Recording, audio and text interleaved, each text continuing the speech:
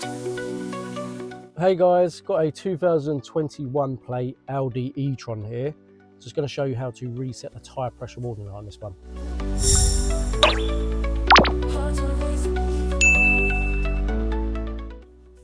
So on this one, we're going to use the screen on the center of the dash.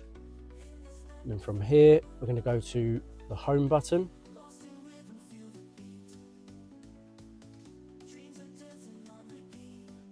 Then car. Scroll across, go to settings and service. Then scroll down till you get to tyre pressure loss indicator.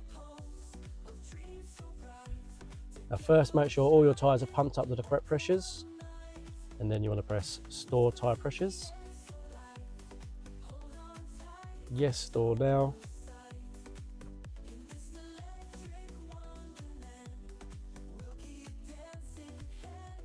And that's it.